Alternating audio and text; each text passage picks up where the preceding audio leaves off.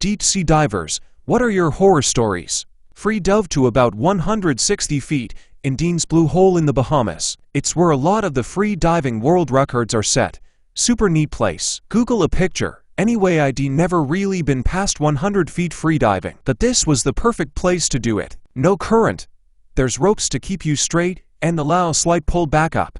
Scary part is that you become pretty strongly negatively buoyant after like 60 feet. So you're basically hauling ass down while doing nothing and using very little air. So in dazed out a bit, feeling good and counting the lines that mark depth, and all of a sudden feel pressure like my trachea is going to collapse, and wake up and realize I've counted to the line that's around 160 feet or so. Very scary moment because I wasn't sure if my body could take the depth or if I had gone too far and wouldn't have enough air to get back up, which is a much slower and more air-intensive process. I've been scuba diving a few times and really enjoy it, but the thought of this kind of diving makes me want to throw up. I got the bends once. I was careful, followed my charts and my computer, had appropriate depths and surface time, but I didn't drink enough water, so I was all out of whack. Felt fine until I got home. Mild headache. Then I woke up and it was just pain in my left arm, elbows, fingers. Couldn't even bend them without bad pain. My headache was intense and I was so dizzy. Called my older, more experienced dive buddy and I got rushed to the hospital. Docs got me hooked up, band fluids, checked my dive logs, all the decompression chamber was set up, and then got me in there with a nurse. 8 hours in a tube about the length of a car, but as wide as maybe a double bed. I was on oxygen and hooked up to and it was so loud, with all the air rushing in. As soon as I got to depth, the pain vanished. It was crazy. I'm fine now obviously, but I wasn't allowed to dive for a month, which sucked, but hey, the dives were pretty great. Well, here is my story. I was diving in a local pond with a group of much more advanced divers, cave divers, than I, just an advanced certification at the time. I am leading the dive, as to get used to pressures and responsibilities of heading the procession. They are mentoring me. It is a Texas puddle, visibility 10 feet max, not too deep, maybe 25 feet. The known horrible visibility makes it impossible to navigate by compass. We follow a line string put by other divers. These lines go from one sunken item to another. So, I know I am about to hit a small sunken boat. Don't remember which one. There are a few similar in a row, in the same state of decay. So, I am first in the group. I get to the boat and see someone's black army boot sticking out from the inner quarters. Curious thing is, it looks somewhat new, not like items you find on the bottom. Hard to see. Too much muck in the water. So, I touch the boot, thinking it is by itself, but it won't lift, like it is attached to something heavy. I put my hand further in and feel the leg continuing out. Pants, the calf. And I see the second leg now, frick, with a big letter F, right? I turn around and show a sign for the emergency ascent to the group behind me. Everyone has a sour face. No one wants to surface, but it is a rule that if one says up, others in a group must abort, no questions. They wanted me to explain with signs why, but what is a diver sign for a cadaver? I feel like I rush toward the surface, even though trying to stay calm and take time. So, we are on the lake's surface. I have this adrenaline rush, can't breathe enough. So, I tell them there is a body down there. I see rolling eyes from everyone. Once they see I am serious, a fun bunch, right? So, I describe in detail what I saw. We go down. I don't lead anymore. We make a group search pattern for the line. But once we locate it, we don't know if we should go forward or backwards, as there are a number of boats on the line, and who knows in which the body is in and how far we drifted while talking it out on the surface. Well, we find all boats before finding the original one, of course. So, our customary leader goes into the cabin of the boat, and we wait. I'd say he was rather courageous at this point. Went right in. Then he emerges from the cloud of muck and tells us all to surface. So, gluing information together from what we learned later on, turns out the police or some other agency had a body recovery training in the same lake the same day. When they went for lunch, they stuffed their fully dressed, anatomically correct rubber doll in one of the sunken boats for a few hours for safekeeping. Well, I died a little that day. Saved someone from drowning while scuba diving. Person had an epileptic seizure at 85 feet of water in a pitch-black cavern that I was diving also. I was hovering above just watching the flashlights move about when I noticed one flashlight not moving. I swam down and was met with the other diver with no regulator in their mouth, eyes open and just on their knees. The diver's buddy was next to them, and, in complete shock to what was going on and was not assisting whatsoever. 15 years of diving and instructor training came over me like it was second nature. I thought her regulator just came out, so I popped mine out and offered it to her. That when I noticed she had done mentally checked out, I popped my number 2 regulator in my mouth and attempted to put my #1 regulator in her mouth, but her teeth were completely clenched. I then pressed the purged button to get air into her mouth and noticed her cheeks moving, so I know air was getting in there. That was good enough for me. I then grabbed her under her arm and get the regulator flowing in her mouth and swam to the opening of the cavern and then up over 60 feet to get her to the surface. One on the surface did everything I was trained to do. Inflate BC, dumped her weights, got her on her back and started towing to land. As I'm towing her in, she is regurgitating all the water she swallowed and inhaled. It seemed like gallons of water. Got her to land, where other divers assisted me in getting all her gear off. She was breathing fine and alive, but in shock for a while and slowly came around like nothing happened. We were very lucky that we were only 10 minutes into the dive, or for sure we would have both been bent and spending time in a hyperbaric chamber. The crazy thing is she didn't tell anyone she had epilepsy, and when we later reviewed her consent form, she checked off no to epilepsy. I put myself at risk shooting up to the surface like that, but if I came across that situation again, I would not hesitate to save someone's life. The only scare I've had is some jackass in a yacht cruising through our dive location at full throttle. You could hear the boat coming for a solid minute or two before it flew over our heads.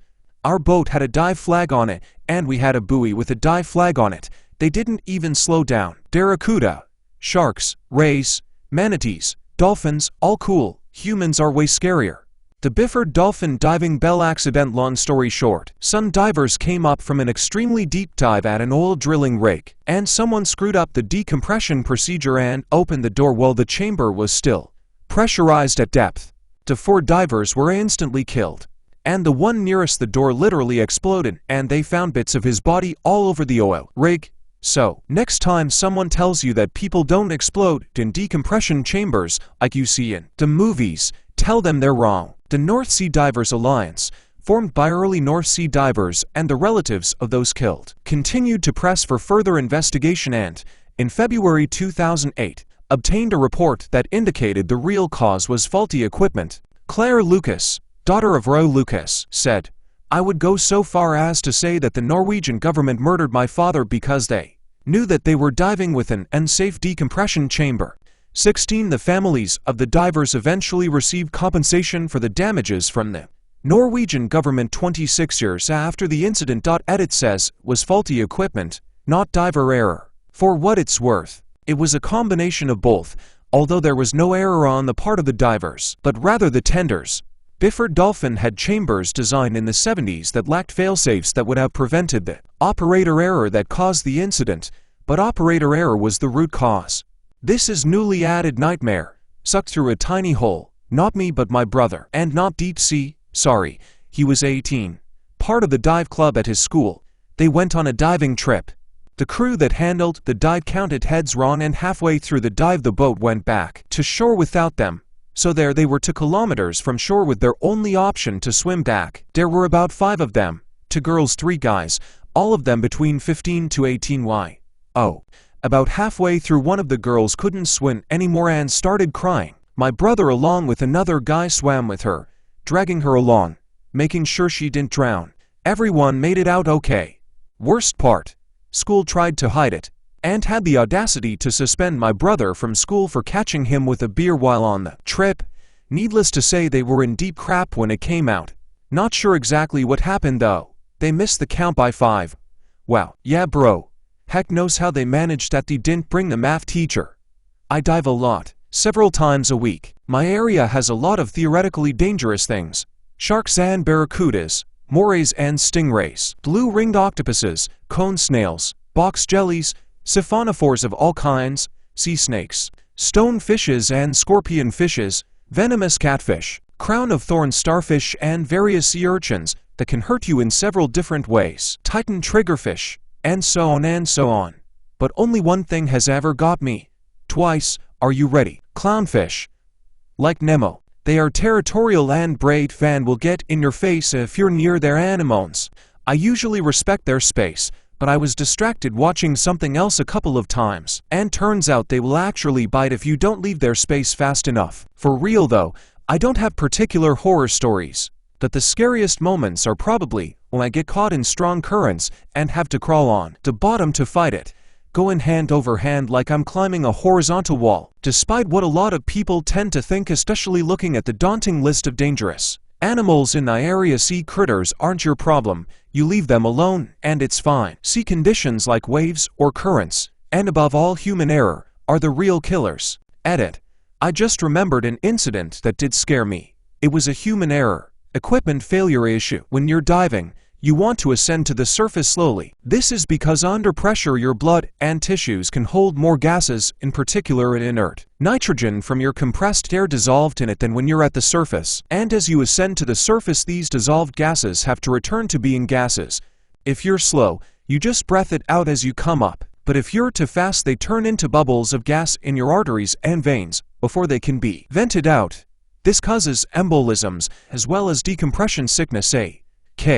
The bends. I was diving with a friend at about 25 meters, approximately 82 feet, when her old beat-up BCD, the vest that you can inflate with air to control your buoyancy, started to inflate on its own. This has happened to me before as well, but I just disconnected the air hose from the BC immediately and carried on, and went on to do about 10 dives with a busted BC that I only inflated manually. She didn't think to do that, or didn't have time to do that. This happened very quickly. I saw that she was having buoyancy control issues. She was upside down kicking to try to stay down. But in the few seconds it took for me to realize how bad the problem was, she was already at the surface. Basically, I quickly glanced around to see if there was a rock I could use to weigh her down, and when I turned back she was gone.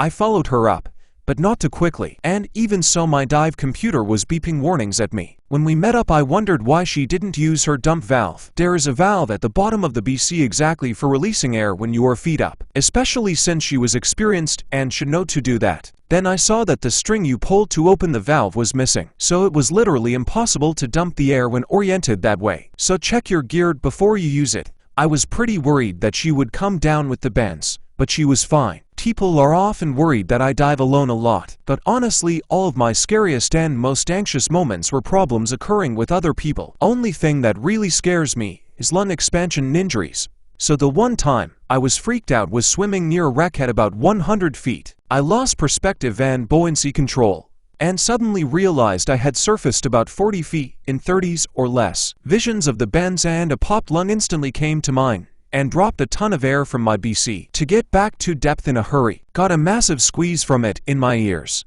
but it gave me a chance to calm the heck down and get a better sense of where I was and re-establish buoyancy control. Bottom line, the scariest things that can happen while driving is the crap you can do to yourself. I was on a night dive looking for a resident 6-gill shark when a large gray animal darted past me, just barely illuminated by my light. It was way faster than I was told this shark would be, and I couldn't quite make out the size. Then it happened again on the other side. Both times it was in my peripheral vision, barely illuminated by my forward aim spotlight, and very fast. For some reason, when I got to the bottom, I decided just to sit on my knees and aim the light in one direction until something happened. As it turned out, the beast was a harbor seal using the light to find fish to eat. She hung out with us for a while, which was a pretty cool experience. We never found the shark, but I did think I was being hunted for a bit.